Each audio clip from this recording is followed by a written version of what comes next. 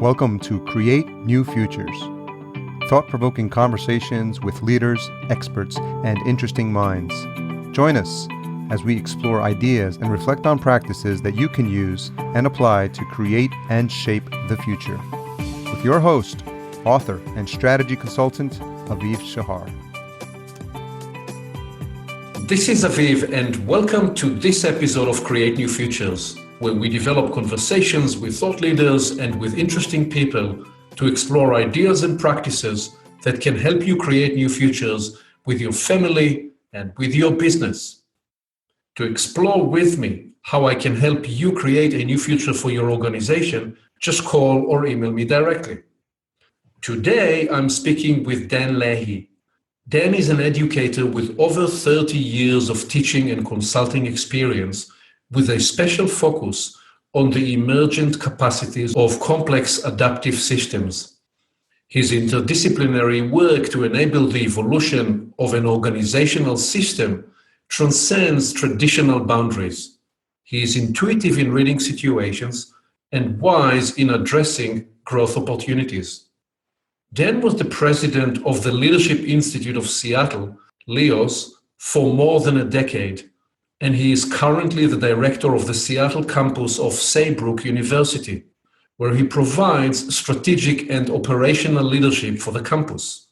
His extensive experience includes designing and leading both graduate degree programs as well as corporate training programs. In this conversation with Dan, we explore his calling and his journey with the Leadership Institute of Seattle.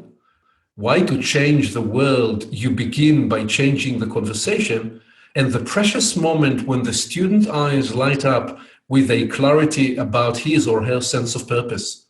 I asked Dan about what is audacious leadership and why it is so needed right now. Here then is my conversation with Dan. So Dan, it's great to have you here. Welcome. Thank you, Aviv. It's good to be in the conversation with you again. It's been a while. It's been a while. So my first question is, how are you? It's been a while since you and I interacted last summer. Catch me up. What have you been involved in, and what are you doing these days? Good question. I'd say the highlights are I've been in the process of shifting from doing a lot of the teaching work in the graduate program here into the work around developing a leadership institute for Saybrook University. So some of it's returning to the roots of the old LIOS program. Some of it is looking at what's the evolution of leadership development that's required now, particularly on the heels of the recent election here in this country. Another thing that we've been involved in is doing, with a colleague, an adaptive leadership training program for the Regional Transit Authority up here in the Puget Sound area, Sound Transit, which has been a rich learning experience for all involved, I think. Great. So these are two themes I will thread back into, that is leadership evolution and adaptive leadership as we unfold the conversation. But let me begin by saying that I believe we initially met some 12 or 13 years ago, and have since interacted in a small group called Souls on Deck. That's a small group of practitioners. And I'm curious, what's your recollection as to how did SOD come together, Souls on Deck come together, and how would you describe the nature of our get-togethers and what we actually do in these meetings? I don't remember the exact origins. My memory suggests that it had a lot to do with, there was a sort of a network of folks here in the Puget Sound area that were concerned about what's been going on in the country, on the planet, in a variety of different ways. And I'm not sure exactly why I suggested, well, why don't we get together and have a conversation about this? So I invited some participants that had gone through a leadership program up at the Whidbey Institute, as well as a few other folks that had gone through another event called the Confluence that was put on by a local agency, the Center for Ethical Leadership. My sense was we were all kindred spirits and all were concerned about what was going on politically and what was going on ecologically. So we started meeting about once every 6 weeks just to be in a conversation about what's going on and what's working us. For me, the framework of that conversation was connected to some work that a colleague of mine had done in her dissertation, which was around what she titled generative communication, which, if I think about it, was really anchored in a lot of Martin Buber's notions of I, thou, like what happens when individuals come together in a particular way that allows for new insights, new awarenesses to emerge. And in the course, over the course of time, it seemed like folks would ebb and flow into and out of that conversation depending on what was going on for them in their lives. So that's my recollection of the beginnings, and I really enjoy it and am nourished by the times we're able to get together. So that's very close to the way I would describe the story of coming together. If I attempt to describe souls on deck in conversation, it seems to me that we always attempt to translate and to codify the patterns of emergent growth, and that we seek to find the global in the local and to identify the universal inside the personal and get wiser in the process. Mm-hmm. Yeah, that's very eloquent. That's very good. And there is in this, Dan, a bit of the what I call fractal awareness or fractal mindfulness. The fractals, as we know, are recurring patterns. Mm-hmm. And so where, for example, the micro reveals the macro, that's what I mean by the personal revealing the universal, there is a way to identify and decode, say, an anecdotal occurrence. Mm-hmm. Say there are a number of people around the table and a couple of people describe a challenging conflict that they are going through, or perhaps an exciting breakthrough that they are describing. Mm-hmm. We look to decode and understand the pattern and its inner logic and find whether there is guidance and or replicable tools in those conversations, such that, as you said, we are therefore as present as can be to listen to both what people are describing and also the emergent wisdom that's represented in the experience that people bring to the table. That's how I experience what we are attempting to do in those gatherings. Well, as I listen to you, I'm thinking that to me is the gift that you bring. I mean, really looking and attending to those particular kind of patterns or fractals. I'm thinking that Christy, the naturopath in the group, tends to, at least from my perspective, bring in a perspective of the vis or the more naturopathic approach to how do we understand what's going on in something that's larger than just the human species. So each person seems to bring a particular perspective that comes from their particular expertise or their lens, and that together, that weave is the kind of mosaic that makes a difference. So the beauty of what you are describing is that because there are different skill sets and different backgrounds and domain expertise around the table, we are able to converse from different perspectives and enhance and enrich each other. And in so many ways, that's what we model that can happen in any conversation, including in for-profit companies or government or any other institution where different people around the table facilitate and enable the innate wisdom that's in the system to reveal itself. I think that if it were folks that had a perspective that's similar to mine, I don't know that I would get into that generative place.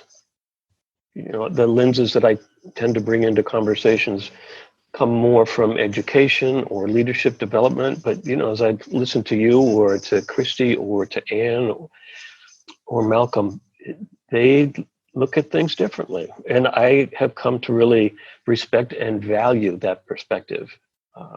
So when they speak up, I step back and go, oh, I hadn't thought about that. Or I don't see it that way. Let me see if I can get more curious and learn more about their perception as compared to my perception. Yes, yes.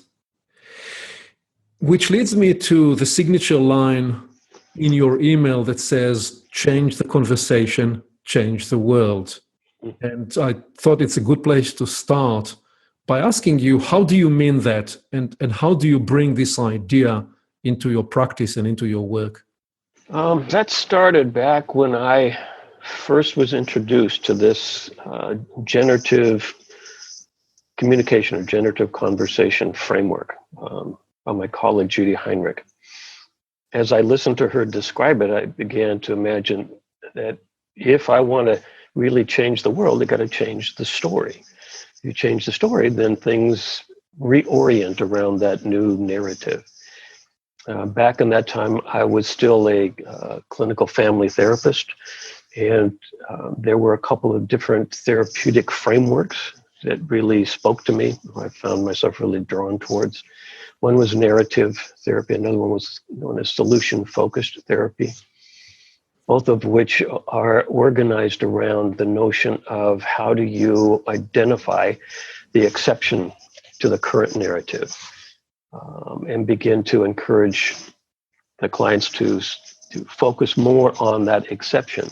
And then in doing so, their situation begins to change. And it's more something that they do within themselves or within their families, as opposed to some external expert is telling them or directing them in what they should do. So those things continue to influence me. I continue to think that if I'm unhappy with current situation, look for a reframe that incorporates the reality of the situation, but in a way that provides for imagination and innovation. Yes, yes. In my book, Dan, Create New Futures, I assert that conversation is the currency of leadership. Yeah, I loved reading that of you. I'm going, okay, this is the book for me. I liked it. and that to create a new future, we must create a new conversation, which is very much the idea in your signature line. Mm-hmm. And I propose there that if we stay in the same old conversation, then by design, we'll end up where we are rather than in a new place. Now, the reality is that in a dynamic world, if you actually stay in the same place and resist renewal and growth, you're likely to be calcified out of relevance quickly. Mm-hmm. So that's why I am attracted to your signature line.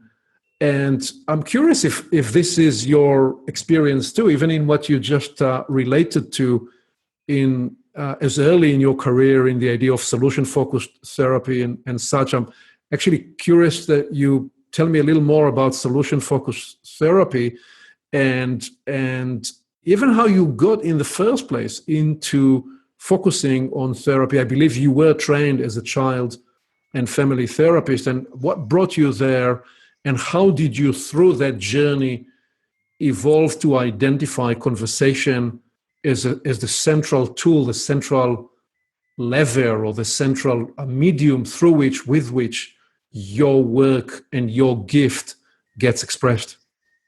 That's a big question. I'd say I ended up in the clinical field because I followed a calling, if you will. And by that I mean someone who I had been in the graduate program with went on and submitted a proposal for a particular grant to deal with runaways, the intention being to keep them out of the juvenile court system. And the grant was one that was designed to have a set of practitioners that would work in teams of 2. They would take a runaway from the police department any time of the day or night and take them home. and basically stayed there in the home until the family is able to identify what local resources they're going to connect with to address whatever it was that led to the person running away in the first place. So this person was in my graduate class, and after graduation, he got that particular grant, and then he called me up and said, "Hey, I think you should apply for this." And I'm going, no, I'm going to be a school counselor. And he said, no, I think you should apply for this. So I listened and applied, and I'm thinking, oh, no harm in doing that. The person that interviewed me for that was one of the first 4 graduates of the program that I was just graduating from. And in the interview, he said, "Okay, I see that you're in the same program that I just graduated from. This is either going to help you or hurt you in this interview." And I'm going, whoa, okay, this is kind of interesting. So again, I kind of perked up. I got hired and found that to be a very stimulating 2.5 years working with families. And then I decided I actually wanted to get more professional training in that. So I applied for and got a position at a local mental health center, where there was a small group of folks that were really committed to peer consultation. So we had a one-way mirror set up there, and we would take turns bringing families in front of the one-way mirror each week, which led into specific training in a variety of different modalities. So I found myself just sort of getting more and more interested in and engaged in the work. And it led to working at Group Health Co-op, which is a co-op here in the Puget Sound area, again, with another team of practitioners that did a peer consultation about once a week. So let me ask you, just on this phase of you working as a therapist, you're being trained, you're being coached and consulted as part of a peer group. What are at this stage of the game, what are the important epiphanies, the important insights that begin to shape your approach, your philosophy to therapy and to those meaningful interactions that you participate in? First thing that comes to mind is being with a group of peers that I trust and respect, and be in an ongoing conversation about a reflection about my sort of work in the field. Like they literally would view me working with a client or a client system, and then I'd get real direct feedback about that I found valuable. So there was an openness to learning, as opposed to I need to convince them that I know what I'm doing. It was more, I'm doing what I'm doing, and I'm open to your feedback about that. So that'd be one element, is that ongoing group reflection process.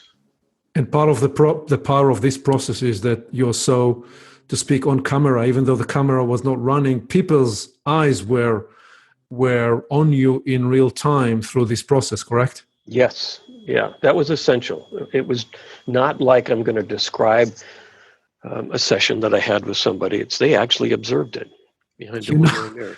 You know what it reminds me, being trained in the Air Force, in the early days, people would get back to the briefing room and debrief what happened on the flight before there were cameras, and everybody would tell a different story of what happened. But there was a particular time when they brought into the aircraft's cameras. When I was trained, when I graduated as a fighter pilot, that this was already the phase of cameras. So you could not make up stories too much when you found yourself back in the debrief, because essentially we sat down and looked at what the cameras were telling us, and you could tell stories a bit around it, but more or less you were on camera. So that was the objective, factual case. And you had that experience in the therapy space, because people were looking at you, watching, observing you while you are actually leading the conversation. Your reflection, your body language, your intonation, what are you saying, how you're responding, and all that. Yep. I can't hide. And Right. I really respected these folks, which was another key element for me, rather than it was like it was a supervisor, somebody I needed to demonstrate competence in front of. These are my peers and my friends. And so their feedback is important to me, as I think it was mine for them as well. And it not only developed me as an individual practitioner, but I think it was part of us developing as a team of practitioners within the mental health setting. So it's both individual and collective. Right.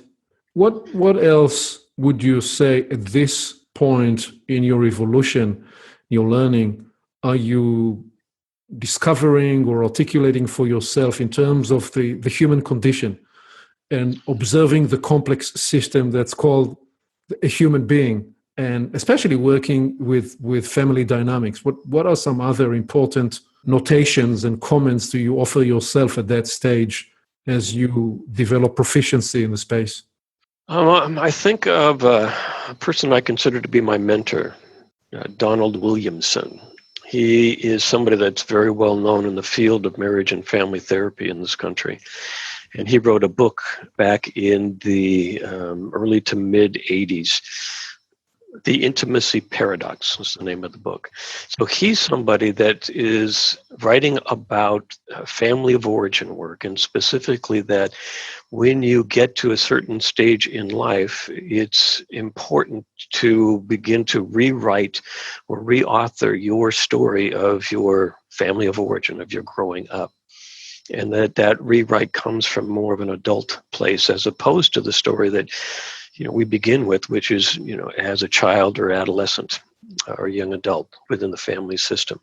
So he's somebody that I found pretty interesting and compelling. And he's basically saying you can rewrite your story, and that it's actually a healthy thing for you to do as you develop as a human being. He then is somebody that became a faculty in the LIOS program. So he continued to have influence on me as a staff person and as a faculty person during that time. And I still am connected with him. So there's something about that rewriting one's story is an important developmental process to attend to. Right. Let me see if I internalize the central point of the idea. What you're describing, I believe, is a construct where adulthood is perceived as a point where you have a choice, range of choices. And instead of choosing to run through the motions of the legacy or inherited script from your family of origin, you make new choices such that you are not replaying the motions that you have experienced in the family in which you were brought up. Some will call that break out of the karmic pathways of your family. Some will describe that as change, indeed, the story. But that's the central idea, recognizing that adulthood essentially is graduating yourself to recognize that you have a power of choice. You do not have to repeat the same pain points, the same complexities, the same dynamics that you have experienced in your own family of origin. And I think what was unique to him is that he was really advocating for family of origin interviews. So again, it wasn't on my own in seclusion, I rewrite my story. I actually have a different conversation with my parents, with my siblings, with my extended family members. I inquire about their perspective at certain significant moments in the family history, and I share my perspective. And it's in that ongoing conversation, or that shift in conversations, that the new story begins to emerge. So that's fascinating. Not only do you change your own story going forward, but ultimately to change your own story, you'll have to, in essence, trace backward and bring the entire system up to date to review and to see their story in a potentially a new light through your own personal evolution, becoming a catalyst for their own growth, each member or those members that are prepared to join your dance or your exploration. Mm-hmm. Yep. That's fascinating. So in all those years we've been speaking, that was a piece I've never heard about. So that is a fascinating therapy strategy and approach. So how do you then journey from there to LIOS, to the Leadership Institute of Seattle? And how do you particularly evolve, find yourself very interested in this idea of complex human systems and your fascination with working and navigating these in a mature, developing way? I would say my finding myself back in the LIOS system after graduating was, again, somebody called me up and said, hey, we got this opportunity I think you should apply for. At the time, it was what we used to title as a systems therapist. So we would have a staff person at each of the residential modules that we did, which is the way we delivered the curriculum in the program, to address any sort of emotional upheaval that showed up while folks were in residence. When I was a student, I was pretty clear, once I graduate from this program, I don't think I'm going to have anything to do with it, because it was in its second year and it was pretty loosey-goosey, was the language I used back then. So it was in its formation, and I don't think I had a lot of confidence in it at that point. So to be called 6 years after graduation to be the systems therapist for the system was intriguing. So if I'm thinking that the program needs help, which I did, then maybe I should put my actions where my mouth is and actually see if there's something I might do. But they had to ask me 3 times before I finally said yes. So I did that for several years. And then I said, well, I think I'm ready to be a faculty in the program. I had never taught before, had no training in teaching. So I think that was a pretty audacious and somewhat immature stance to take, shall we say. So in the current director's wisdom, they didn't hire me for the open faculty position. And so I said, well, I'm done doing the systems therapist piece. So I think I'll just go back and do full-time therapy, which is what I was doing along with the LIOS work. Then a year later, I got a call from the new director at LIOS saying, so were you serious about wanting to be a faculty? And if so, we have a position. So I said, well, yeah, I'm serious. So I'll give this a shot. So I took on the role of being a faculty in an expansion of the program at the time. And I've been here most of the time since then. So your story clearly reveals that you're one of those people that need to be called into your next role rather than... I have not been successful at going out and finding and seeking out my own particular role. It sort of finds me, and I, more often than not, am reluctantly saying yes to it and then find that it's the right fit or it's the right work. Is that somewhat congruent with your spiritual beliefs as well? Oh, yeah, that's very good. I was born and raised Catholic, and I come from a very large Irish Catholic family where part of the ethos in the Irish tradition is that in large families, at least one of the children should have a vocation and should be either a priest or a nun. And I was attending the Catholic grade school that was connected with the cathedral here in Seattle, which is where the bishop and the archbishop for the region resided. So I ended up being an altar boy there. And I actually was the private altar boy for the Archbishop of Seattle for 2 or 3 years. And during that time, I had the nuns and the priests telling me, you have a vocation, you have a quote unquote calling. So them telling me that, my parents saying, well, having a vocation is an important thing in the Irish Catholic tradition. I, of course, went into the seminary as a freshman in high school and spent a couple of years as a seminarian intending to be a parish priest. But along about end of the sophomore year, I figured out that celibacy and puberty don't really mix well. like this notion of what? Celibate for my entire life? I don't think so. So I left the seminary and went on to finish high school in a Jesuit high school here in the Seattle area. But I've always had the sense that I have a calling, and that calling is to somehow work with people in service of the common good.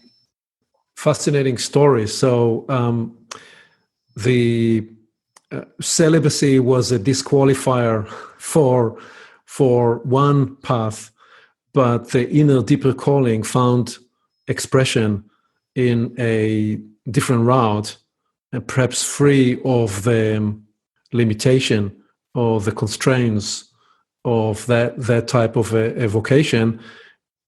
And my question there, do you find that as you then traced your work and evolution through the LIOS programs through the years, was that an opportunity? Was that a theater that in which you were able to access the deeper sense of calling and what you wanted to do in the professional arena?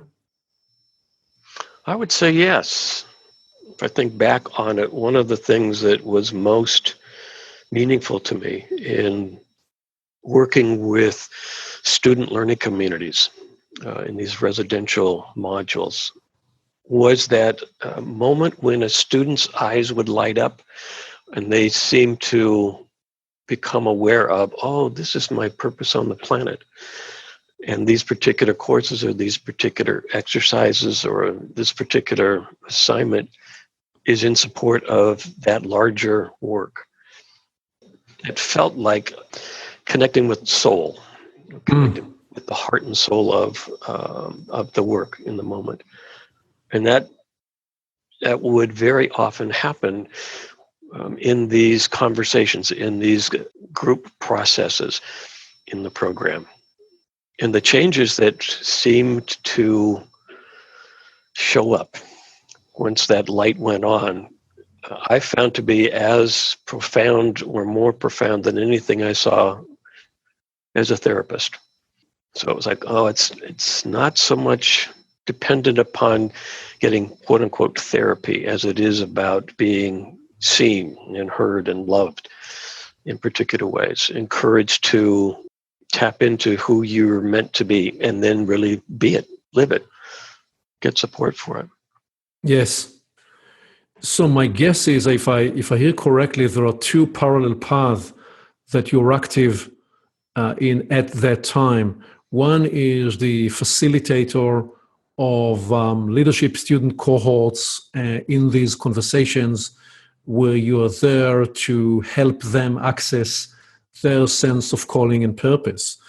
And you're also concurrently stepping up into teaching capacity, which runs parallel. Am I describing these two muscles or two ways of showing up correctly as two natures of your activities at that time? Mm-hmm. And I think that over time, what happened is that I moved from when I'm doing the quote unquote teaching, I'm actually delivering some particular content. Early on, I was working hard to deliver the right content in the right way, according to the syllabi and the program and things like that. Later on, it was more delivering this particular content is the opportunity to look for, discover the learning moment in the moment. So I think that what I became pretty good at is to identify the dynamic that we were trying to teach in the content, how it was showing up alive in the room. And then later on, it was looking at, and so how is this conceptual dynamic alive in this room with us in this moment? And oh, by the way, how is this also a microcosm of what's going on outside of this room or this classroom or this community? Like, how is this particular dynamic something that we, the people, are struggling with on the planet? So are you able to trace a particular situation or a moment in time when you freed yourself up from that teaching programmatic approach of you thinking that your job is to deliver a specific content, to that shift, that pivoting to I'm here to engage in a discovery process with this group. And the content is more a stage or a set of props that I'm going to be using. And I'm going to trust myself and follow my intuition such that it becomes a discovery process for all involved, including myself. Can you trace? Because at least for the first few times, there is a courageous step. It's almost as though you are saying, I'm going to let go of something that's defined and known, and I'm going to dance in a space that's much more ambiguous. And my question, if you were able to trace how that pivot occurred, and when you said, "Yeah, that's what I'm here to do." I like that you highlighted that it takes courage. The moment that I think it shifted for me was back in the mid-90s, when LIOS as an organization, I think, was really struggling with how to evolve to the next level. We had a small group of faculty that had been there for several years that had invested incredible amounts to keep the program alive as it moved from one affiliation to another. And it, in my judgment, had become somewhat of a closed system. I was a member of what at the time we called ourselves the next generation, because we were the younger faculty at the time. And as things began to feel more constipated or constricted within the system, I think the more agitated I became in the folks of this next generation group became, because for us it seemed like we weren't walking our talk as an organization. We were out of our integrity, and it became intolerable for us. So the choice was, we could leave, we could each sort of quit, or we could find a way to take stands in service of what we think is important. So over the course of, I'd say, a year and a half, we began to gradually stand up for and call into question some of the patterns that were going on in the system. And ironically, this was the same time when the framework of adaptive leadership was introduced into the system by somebody who's a member of this next generation group. That led to sort of a catalytic moment where the board got involved based on some concerns that were raised, and they did a process of interviewing everybody in the system to find out what were the different perspectives. And what they heard is that of the 30 some odd folks that were on staff at the time, almost all of them were planning to leave at the end of the contract year out of dissatisfaction. So there was a shift in leadership. The board sort of brought about a change. The board chair took over as the interim president while the national search was underway to find a replacement. And they, after going to everybody on the faculty who had a PhD to step into the role of the dean of the school, they came to me because none of the PhD folks actually wanted to take it on. They said, will you take on the role of dean and help run the school while we go and find a new president? So it was a moment where I could say, well, no, I've never done that before, and I don't want to do that. I just want to teach. And I found myself saying yes. And then it was, okay, so now you're the dean. What does that mean? And how do you stand for what you think needs to happen, as opposed to just trying to maintain what has been done before? Right. So you've had an opportunity then to practice all that you preached, so to speak, and all that was latent in you. You now had a theater of expression. Mm-hmm. And what happened then?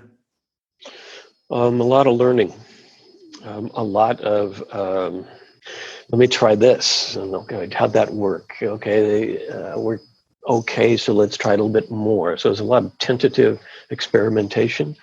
I think there were certain moments where I stepped up and other moments where I really stepped back. Like, this is too much, too big. I'm not sure I can take this risk right now. I had a particular faculty person who was very much involved with the work of Angeles Arian, cultural anthropologist, who was at the time doing some work on the thresholds of collective wisdom. And this particular faculty person said, Angeles is going to do this 5-day intensive on this work up at a local site, and I think you should go. And in fact, I think you might want to take the entire executive team with you. So I did. And there were like 5 of us on the team that were up there. And I think I was really struggling with, can I really step into leading this place and really sort of challenge and hold accountable some of the team members?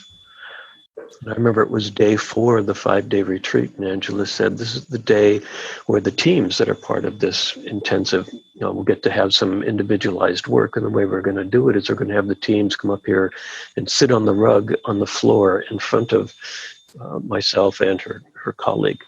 So she had a chance to listen. That's what I'd call a choreographed crisis. No kidding. So she had a chance to listen to all of this over 4 days, right? And so I remember sitting down on the rug in front of her and her looking me in the eye and basically saying, so I've listened to you for 4 days. I want you to know that I know about your organization, LIOS. I respect it. I think it's been doing good things, and I think it's called to do some bigger things on the planet.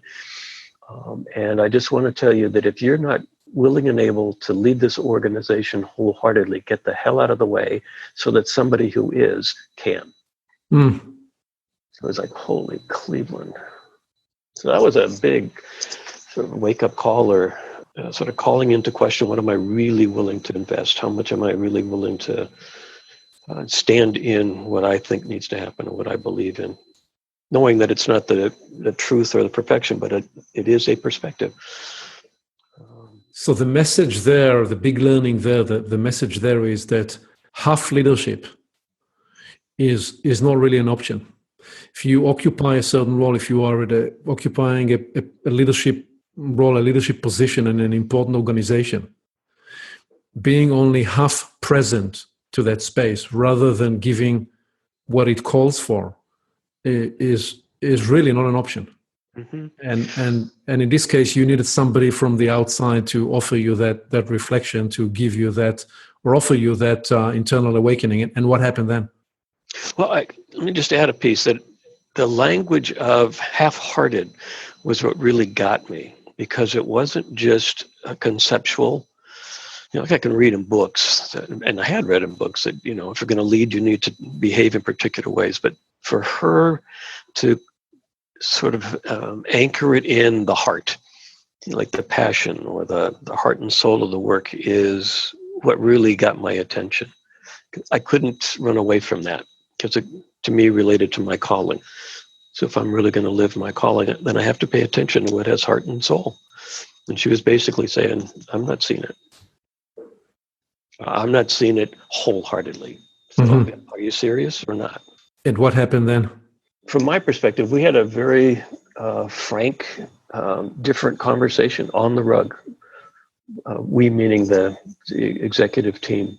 I was as honest as I could be about what I thought needed to happen, and I was committed to living into that for the next 5 years, and that I really wanted others to commit in a very similar way, and I wasn't sure that I was seeing it or would get it from them. And they responded where they were at. And some of them were saying, yeah, I'm not sure that I can commit at that level at this point in time for these particular reasons. Some external, some internal, in terms of how we were functioning as a team. And then you are back at the job and back at LIOS, and what happens then? Then, of those 5 of us that were on the team, within a year, 3 were gone. One got hired away at Microsoft, which I think was really good for Microsoft. And I didn't like it much, but he and I are still good friends and strong colleagues, so I really respected his decision. Another one I ended up actually laying off when it was clear that we weren't going to make the budget that year, and the choice was either lay off a faculty or lay off an admin person that I think was a bit redundant. She had the COO position in the organization at the time. And then I think one of her closest colleagues within the system left shortly thereafter, as did her daughter, who actually was heading up our consulting arm at the time. And then the folks that took their place were folks that were much more committed to the direction that I was saying I believe we needed to move towards. So what do you believe you were learning at that time about leadership, given that you were essentially in the position of teaching and facilitating students to learn about leadership, but you were also leading that theater, that experience? What is the lesson? What is the teaching value for you through those years, through the experience that you are describing? Another deep question. What comes to mind is what I taught as a faculty person and what I was wrestling with in the leadership role in the system were basically the same. Right. And can I be clear about my perspective, what I believe we collectively are in service of or responsible for, knowing that it's not the whole truth, but it's an important perspective. Can I inquire into the perspectives of others, and at the end of the day, declare or hold to a particular direction for the organization, working with others around keeping them engaged in that process, either in terms of what's their unique contribution to our work together, what is the concern or what's missing for them. If they're someone who's concerned that they're not on the bus or that the direction may not be correct from their perspective. So sort of being in the work of a learning community. Right. And I think what I'm hearing in your story is that part of that lesson that was choreographed for you in your own experience was the importance and the need inside the leadership function of becoming clear in yourself and then becoming declared in yourself and to the people you're with and you're leading about what it is that you're seeing and about the direction that you're proposing. And the importance of stepping up to that function, a function of becoming clear and becoming declarative, without which the leadership act is incomplete. Yeah, I know another pivotal moment for me was in a faculty meeting in 2006. I got very clear that if the LIOS as an organization was really going to thrive, it was going to be in response to its degree program, because that's basically what it was always known for. It's sort of its essence, if you will. And the things that I was seeing suggested that if we're serious about that, we need to stop being a separate organization that contracts with the university to deliver this graduate program. And instead, we actually needed to merge with the university or merge with the higher education system and influence it from within. So I talked with my board members about that, and for the most part, they saw it in a very similar way. And in this faculty meeting in February of 2006, I remember sharing that with them, saying, this is where we're heading. We're looking at merging with the university we were currently affiliated with, and these are the steps we're going to take, and these are the voices from you that I want involved in that process and that work. And I remember distinctly 3 of the faculty looking at me and saying, over my dead body. So it's like, and that's, I think, was one of the things I expected, because it would mean that they would have to let go of some of the freedoms that they currently had they'd have to take on responsibility for some of the requirements of academia that I don't think we were really holding very well at that point in time. So I wasn't surprised that they would say over my dead body, at which point I said, I really appreciate where you are, and I hear your concerns, and I have shared with the board, and they're actually in agreement with it, and I serve the board. And this is where we're going to go, and your voices are still important, and two of you over my dead body folks actually want to start coming to the board meeting so the boards can hear your concern, but this is the direction that we're going. And you are learning through that experience yet again the same lesson of leadership, I imagine, just at a new level or with a new context, that leading in a certain direction will always surface resistance. Mm-hmm. And if the system is to evolve, there has to be a way to embrace the resistance and make it part of the impetus or the impulse of change and evolution. Mm-hmm. As the system adapts and evolves to new realities that it is trying to evolve to. Mm-hmm. So at this point, when you now reflect on this significant journey in leadership roles and leading students through the leadership program, where are you today in your beliefs about what is good leadership and how do we foster good leaders? It's, again, a very timely question, given that we're in the process of creating a leadership institute for Saybrook. A couple of things are working me, which is to say that it's not clear to me yet. One is I'm less enamored with the identified role of formal leadership, mm-hmm. and I'm more curious about drawn towards the collective leadership. And when I think of the function of leadership, to me, it's the twin brother of management. Like the two together are what hold human systems alive.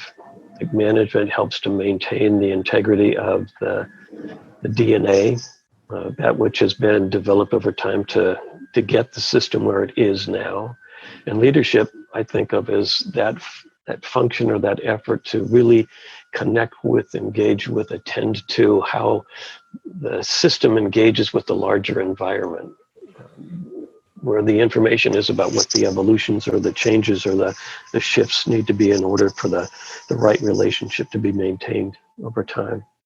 And to me, that's less about leadership with a capital L, and it's more about leadership with a little l. So, as a member of a system, what's my contribution to paying attention to the larger environment or the relationship of my team, my unit, my organization with the larger marketplace or the community or the region? Like, what role am I playing to contribute to the health, or what am I doing that's avoiding or not really attending to the challenges to the system based on the external surround? So there's that element that continues to work me. Another has to do with like what kind of leadership. Like there's ethical leadership and there's adaptive leadership, and there's like what's the word that most grabs me or works me now? And the one that is sort of foreground for me right now is audacious. It's something about going outside the normal way of thinking about things, looking for the surprise. There's a spirit about being audacious that feels life-giving to me. Adventurous. So those are the two things that come to mind in terms of...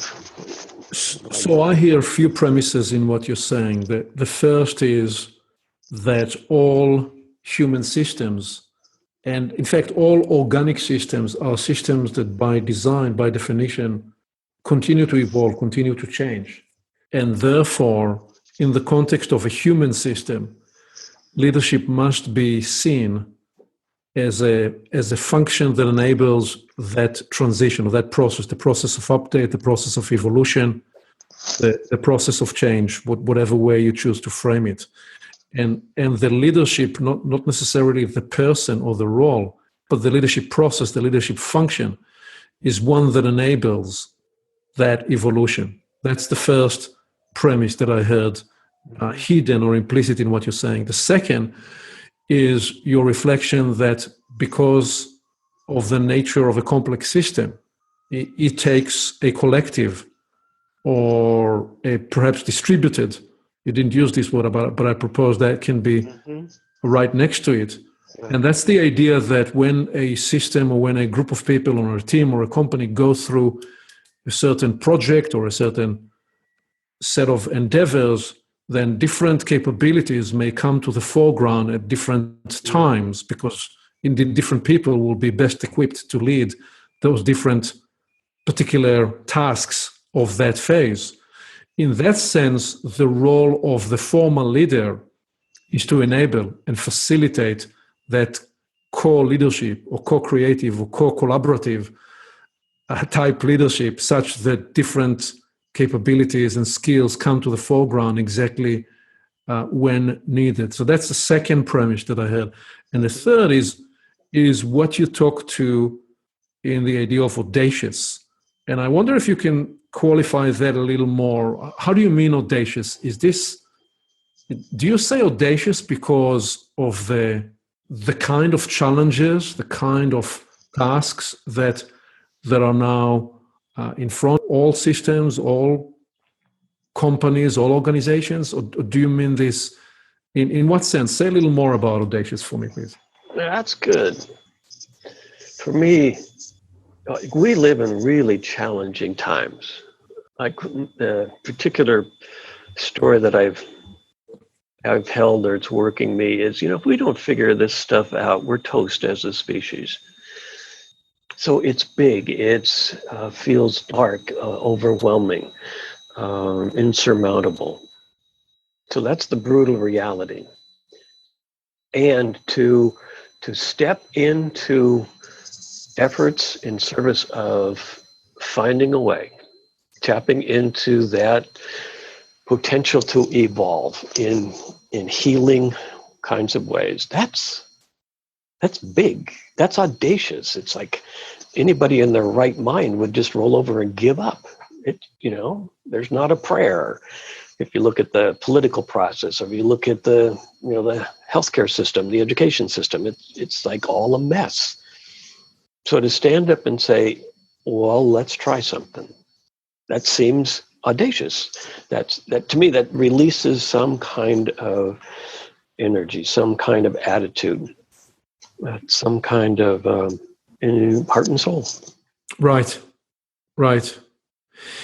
You talk about adaptive systems and adaptive challenges. One of the revealing observations of complex systems is that the more sophisticated and more complex they become, the more they seek to intensify the inner connectivity and the velocity of the feedback loop that they generate inside the system.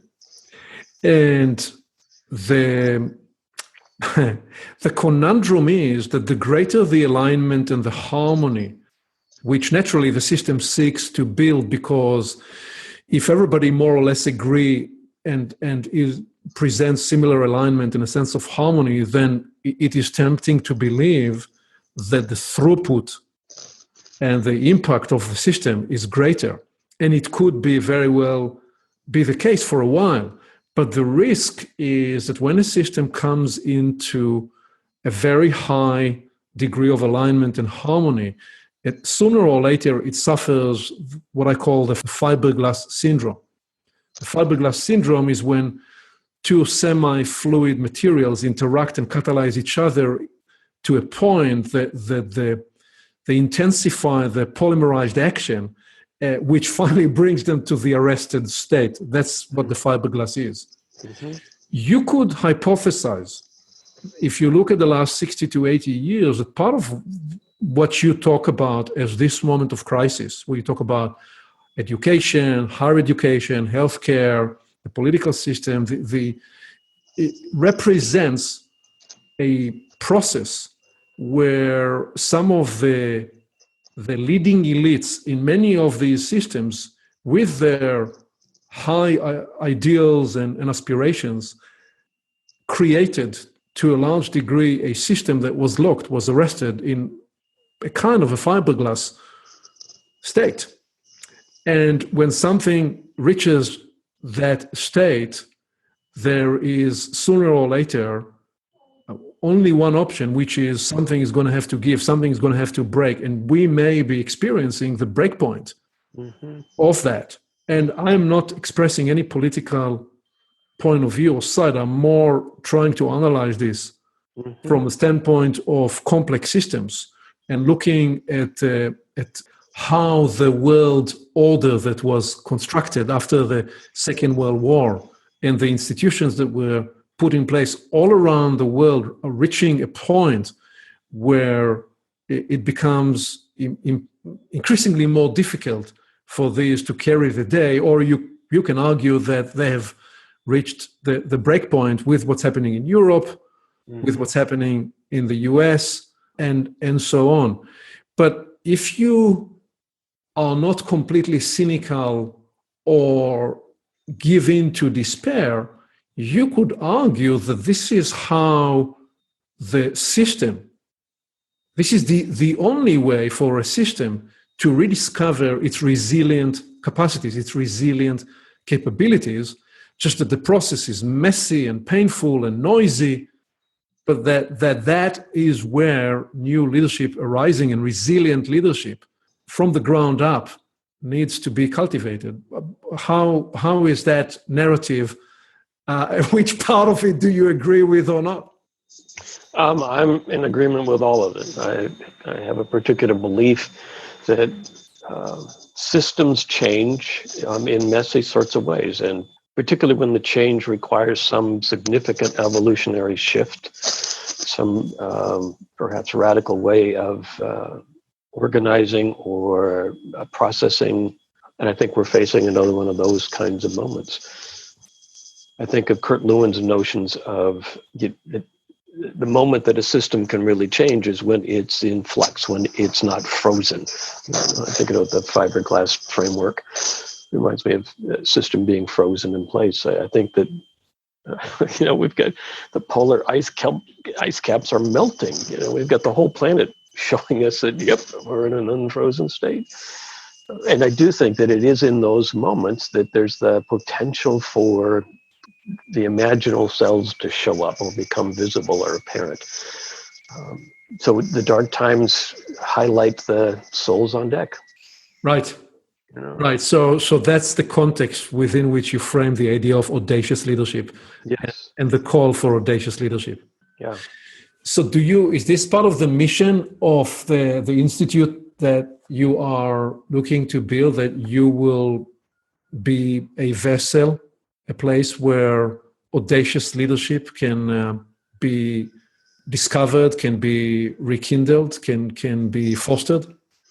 Yes. At this point, we're looking at what, if anything, do we have to offer in service of that. So, we're beginning to identify, well, we think we've got these particular kinds of trainings that we've been doing for years that provide this particular level of contribution. And if we look around to the other folks that are doing, their own contributions, if you will, they've got their own perspective or lenses. These are the ways that we can see what we're doing would connect with, complement the kinds of things that we're seeing others do. And how do we then begin to connect with them? How do we begin to play with them so that there's a more coherent offering, there's a more coherent expression of opportunities for one or groups to develop these capacities in the midst of everything that's happening. That's great. That's great. You present yourself, Dan, as a lifelong learner. You've spoken to this often, and I've heard you describe the idea of a lifelong learner and a student of the learning process. Mm-hmm. So I have 5 questions that I want to go through these. Let me run them by you, and then we'll take them one at a time. Okay. The first is, what do you attribute your fascination with learning to? And you may have answered that, but I'd like to see if we can unearth something new. The second is, what do you believe blocks learning? The third is, what are you learning at this time? Which again, you may have just spoken to. The fourth is, what are you working on in yourself to learn now? And the fifth is, what do you hope to learn in the next 5 years? So let me first go back to the first one there. What do you, if you try to look at yourself and trace your journey and your fascination with learning, what do you attribute that fascination, that passion to? Word that comes to mind is curiosity. I'm a very curious person.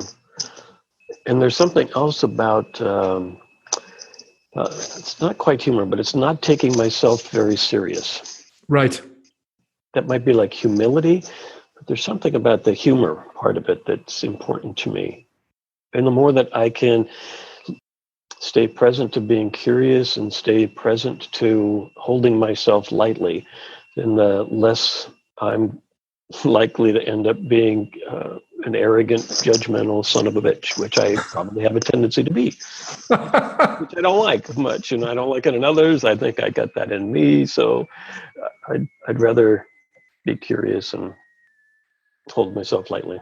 So would you say learning is something is an expression of you running away from something, or you running towards something, or both? Well, that's good. Both seems true, or truest for me. Right. Because I do know that when I'm not a happy camper, I can get really judgmental and opinionated and egotistical, and I don't like that. So I want to keep it in check. And one of the best ways I have of doing that is to lean in the other direction. And more often than not, I am amazed, encouraged, and inspired by what I learn when I get curious and lean in. Yes. So you may have already now also answered the second question, but I'll ask it anyway. What in your experience blocks learning? Well, me being an arrogant, egotistical son of a bitch, which to me would be I close off curiosity. I focus mostly or only on my particular perspective. I get defensive. And when I'm in those particular stances, I'm not learning. What are you learning at this time? What comes to mind is I think I'm relearning. It's like a spiral, and it's around leadership. I've been involved in the organization known as LIOS for 30 some odd years, and all sorts of different iterations around leadership. Then I stepped away from that. I went back to just doing the teaching, and now I'm back to leading a leadership institute for a university. And what does that mean? So I think I'm relearning in a hopefully a deeper, more complex, more nuanced way. What's the leadership that's needed now? Yes. And I'll ask you the last two together. What are you working on in yourself to learn about you? And what is it you're working to improve in yourself? And also, if you can bridge from that to then what do you hope to learn in the next 5 years? I think it's back to wholeheartedness, really standing in my particular perspective in relationship to others. There's been 2 or 3 instances in the last 3 weeks where valued colleagues of mine are sort of looking at me going, oh yeah, well, what's your position on this? And just remembering Angelus Arians sitting on the floor and saying, if you can't do it wholeheartedly, get the hell out of the way. So it's I'm relearning about wholeheartedness now. Right. And it seems to me, my guess is that implicit inside it is the discovery that courageous collaboration and courageous collaborative work requires that the individuals are courageous on point. We cannot be courageous collectively if we're not courageous individually. We cannot hide behind the group. We cannot hide behind the collaboration. I see this in for-profit corporations, in some of the largest companies in the world, some of the most admired companies, that we talk about collaboration. But often collaboration is indeed a very important lever that we need to pull on, because we are there to produce outcomes and results in an end-to-end continuum type process and challenge that requires us to collaborate.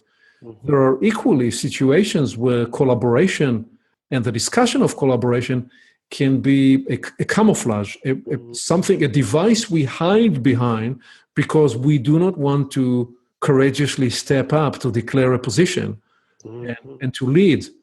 And so that's the insight, that's the realization that I'm getting from listening to you, that being wholehearted and showing up means that if we expect to be in courageous collaboration, we need to be courageous in ourselves in the first place. Yeah, well said. I think for me, the dynamic that I am paying attention to is in moments of engagement with others, am I leading with, this is what I'm seeing, this is what I want, this is what I hope, this is, like, am I declaring? Or am I sitting back and waiting for the other to declare, or inviting the other to declare, and then looking for ways that I can connect with that declaration? And right now, it's more important for me to lead with my own declaration, and then be very curious and looking for what's the connection between the declarations, which is my way of attempting to stay out of that hiding in the collaboration. You just right. Fascinating. This has been, Dan, a rich exploration.